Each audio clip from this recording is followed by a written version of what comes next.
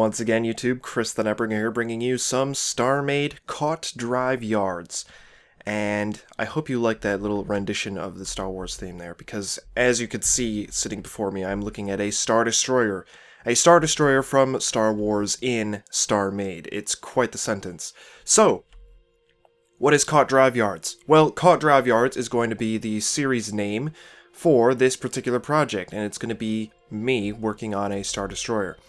I'll get to that in a second, but you probably, if you've been watching my channel for a while, are asking, what about the EVE Online ships? And of course, what about other stuff that I do on my channel?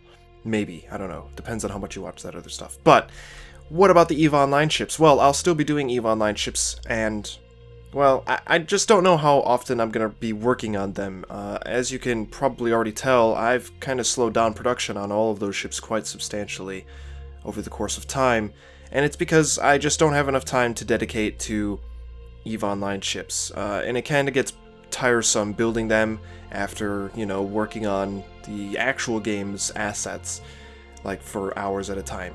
So, much as I would like to build EVE Online ships, there are other things I want to spend my time doing, and so it gets just, I'm just burned out on the EVE ships, but I'm still going to try and work on them.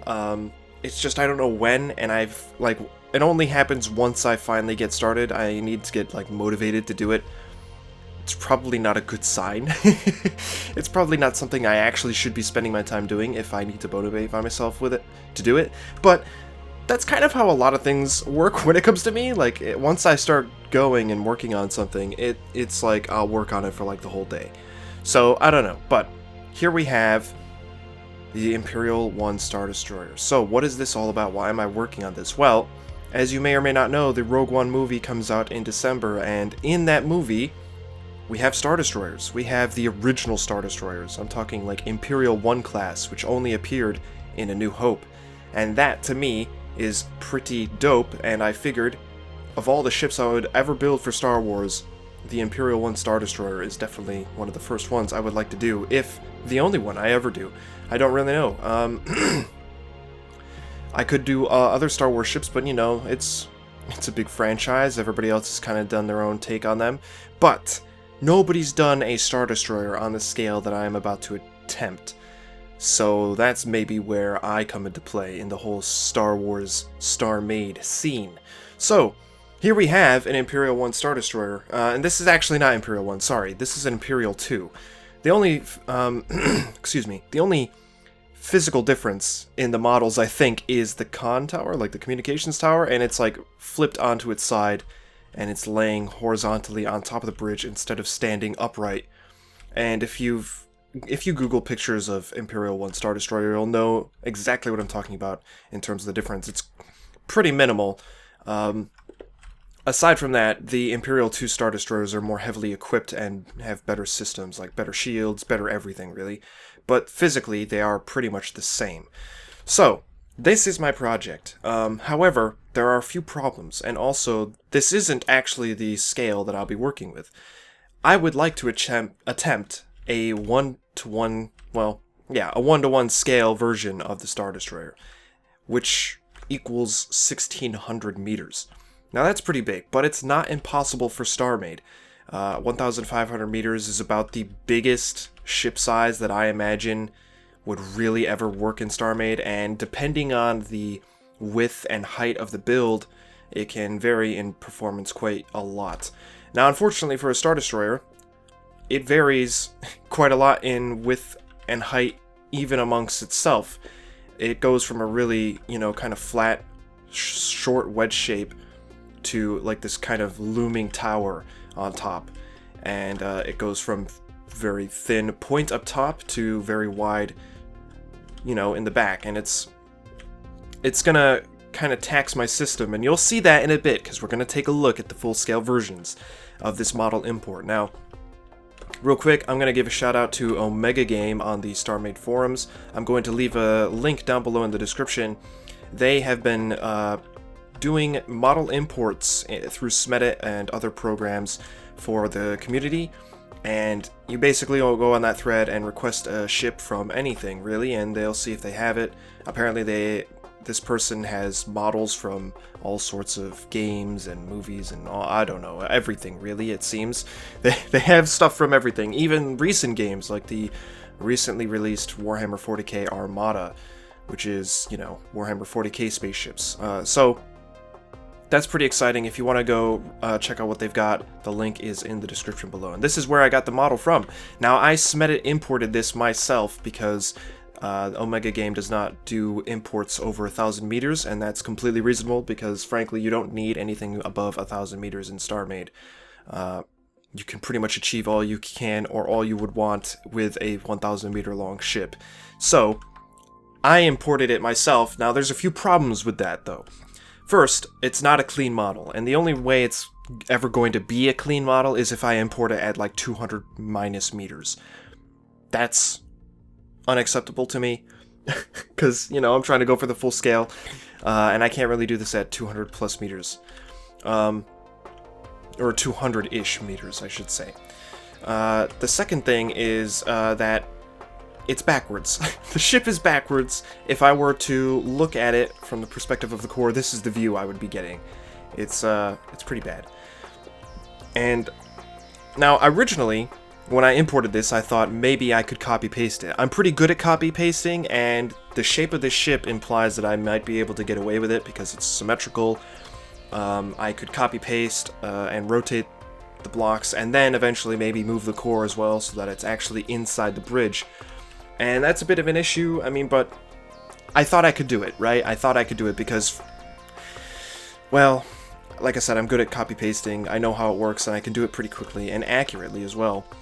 But I thought about it and I was like, that's maybe too much work. I might have to do my own version of this thing. Now, the other problem that kind of contributed to my decision was this interior stuff.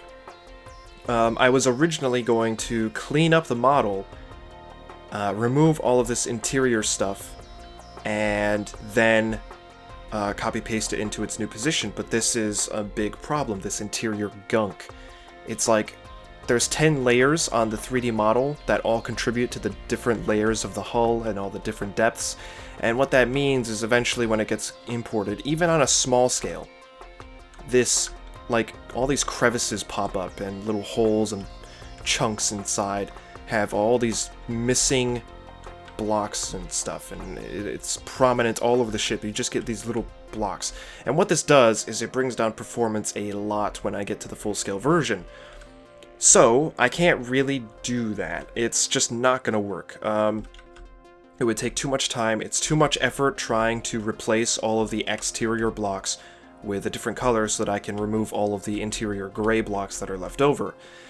So these 2 or 3 problems combined have led me to make the decision to completely scratch build the Star Destroyer, but with my own, well, it's not even really with my own dimensions. I'm taking the dimensions of the ship and applying it to my own build.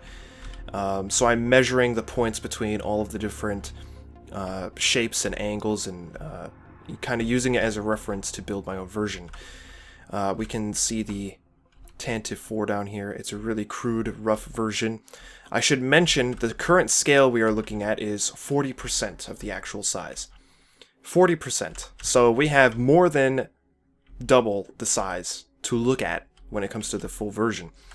So I'm sitting in a TIE Fighter right here. Now this is about as close to a real-size TIE Fighter as you can get in Starmade and have it look good. Which is kind of disappointing, but I mean, that's pretty much what you should have expected, really, because, you know, Starmade doesn't lend itself to small details as nicely as it lends itself to bigger details like that. So this is about as close as it can get to a realistic TIE Fighter size and shape. It might be a little bit wider and a little bit taller than it actually is, but I think I'm fine with it. I think that's pretty good size for a TIE Fighter. It even shoots the green lasers, which I'm super happy about. I managed to somehow fit 2 weapons computers, 2 cannon barrels, enough thrusters, the faction module, the core, and a green light inside of this thing. It's kind of nuts. Here's the back end. If I remove these 2 thrusters, it brings its speed down to 1.2. and probably less if I add in the other 2 little blocks of armor. So a 2.1 thrust to mass ratio for a TIE fighter seems pretty good to me.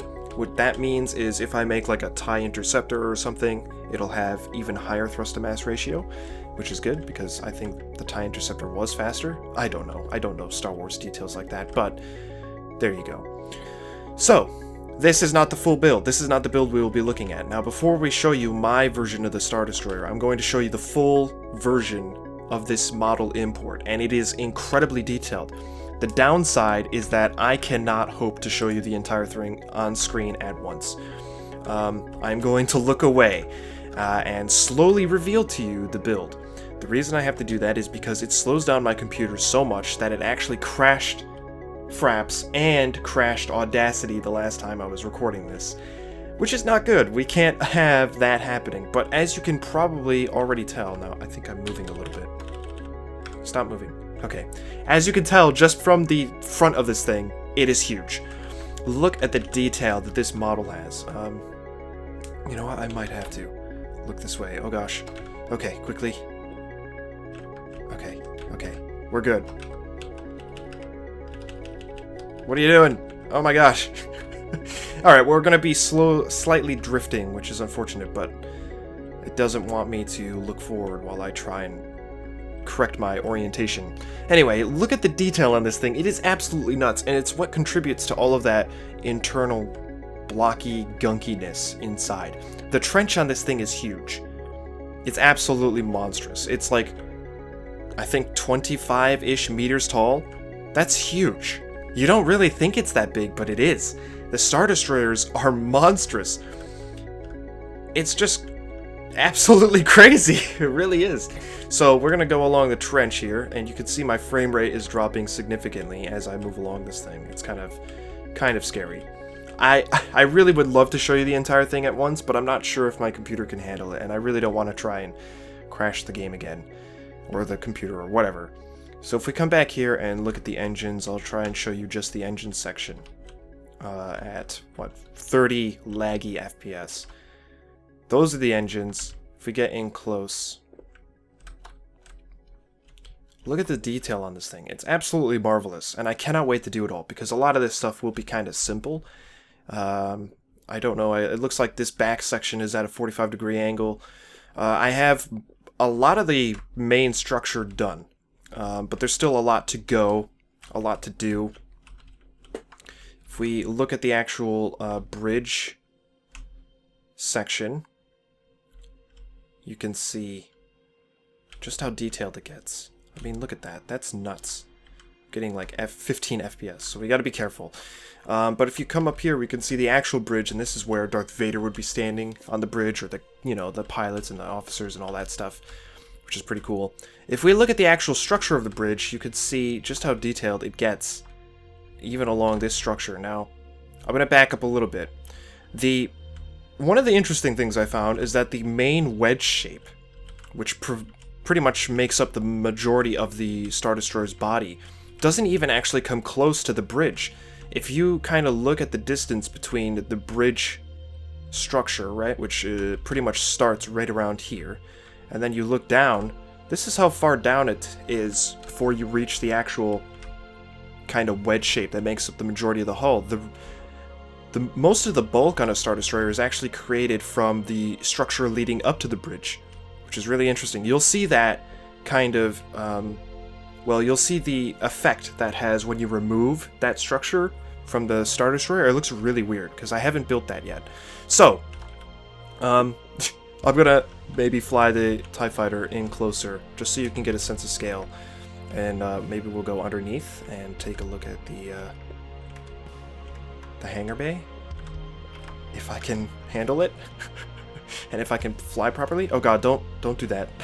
Oh my gosh, it's just so bad. This is, again, 1,600 meters of blocks. This thing is currently comprised of 19 million blocks. It's absolutely nuts. So if I position myself right here, I can look at the front end of the ship, no problem. It's the back end that really messes me up. So there's the TIE Fighter inside the hangar bay, and the Tantive 4 would pretty much fill this entire space up, which is really cool. I think the TIE Fighters actually launch from this hangar. I don't know how, because this little doorway right here, I think it's like an actual dockable like landing gear pad or something. Whatever that is, I think that's where they come out of, because they have... I looked at the incredible cross-sections. I'm doing a whole bunch of reference online and looking at different pictures.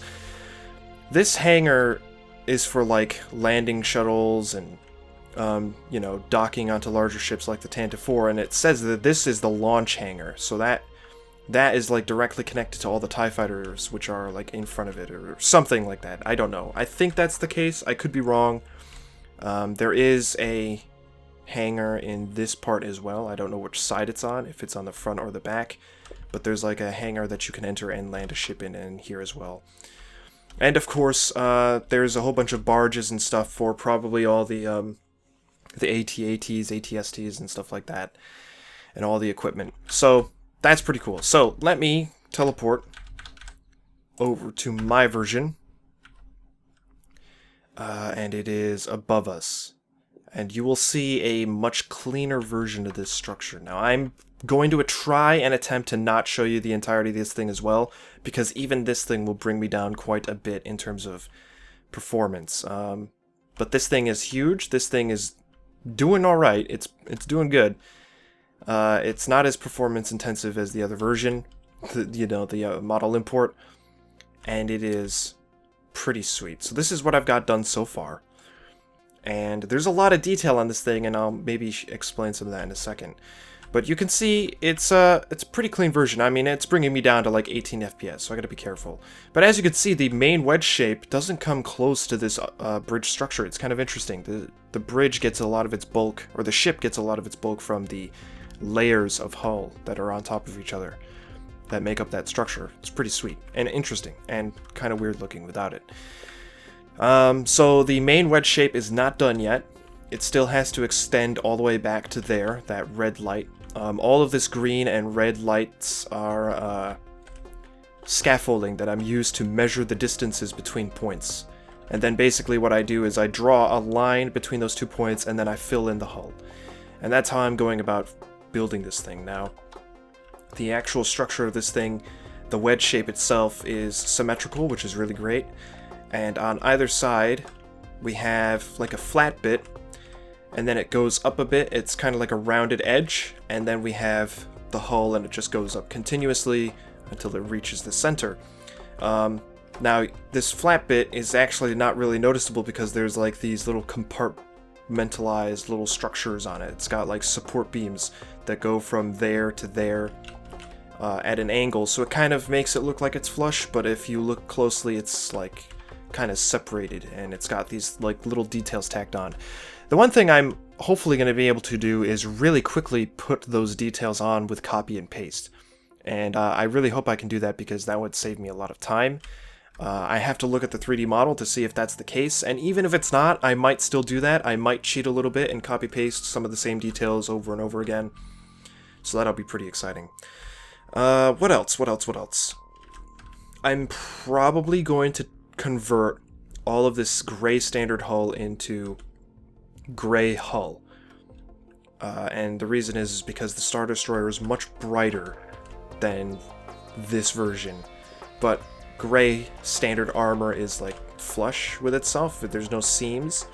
And I quite like that, but I think on this scale it doesn't really matter if I do that with the gray hull. It'll look just as good, and it'll bring it closer to the color that it actually is. So that's something else I plan on doing. My starting point for this thing was the bridge. So here's the bridge. And actually, let me jump into the ship. So here's the bridge. And due to the nature of Starmade, I couldn't really build these trapezoid shapes with the wedges. I had to use slabs instead. And I think it worked out pretty nicely. I think the way I managed to pull it off really helped and makes it look like the trapezoid shapes that are actually there. It's not perfect, but it works. So here's the bridge. It's all gray still, of course, but this is basically what it looks like. And in the movies, this is about the perspective that you would have for scenes on the bridge. You'd have like Darth Vader walking forward along this central bit, and then hanging out with the Emperor as they watch the Death Star getting constructed, or something like that. So that's it for the moment. That's all that I've gotten done. This already has taken me probably, gosh, I would dare say 10 hours of work. Maybe it's because I'm slow, but I'm trying to be accurate as well. There are problems to solve as you build this thing. You like measure something out, you build it, and then it turns out that maybe something didn't match, or like symmetry has somehow messed up and you gotta fix that, or like even just placing all the blocks, you have to literally sit there and wait for it to like calculate the armor and structure hit points, which is kind of crazy. Let me jump back into... Where is it? Where's the TIE Fighter? I can't even see it. It's just a mess. Okay, there it is. So yeah, I cannot wait to finish this thing. We're going to go back to the other version of this so that we can take a look at what it will eventually look like at full scale. It's going to be really sweet. I cannot wait. So there we have it. That's my project. That is the start of Kuat Drive Yards. Now in the future of Kuat Drive Yards, we will be taking a look at these smaller Star Destroyers as well. I'm pretty sure Kuat Drive Yards built everything from the Acclimator assault ship, is that what it's called? The Acclimator class Star Destroyer, which is like the really tiny, kind of silly looking Clone Wars Star Destroyer that started it all. And then they built their way up to these Star Destroyers. I would love to do like a legit fleet of Star Destroyers. In the future, I may also build a smaller version of the Star Destroyer so that it's actually usable in Starmade, because the 1600 meter one is not going to be usable. I probably won't be doing an interior, and if I do, it's going to be very simple. It's going to be like the bridge and the hangar bays, and that's it. So we'll have to see. That's it for this episode of Kuat Drive Yards. I hope you're looking forward to it as much as I am. I have 4 months to build this thing for the release of Rogue One, so hopefully I can actually get it done, and I think I can. I think I can at least get the exterior all done. So that's the plan. Stay tuned for future Kuat Drive Yards episodes, as well as New Eden Fleetworks episodes, where we will continue taking a look at all of the EVE Online ships.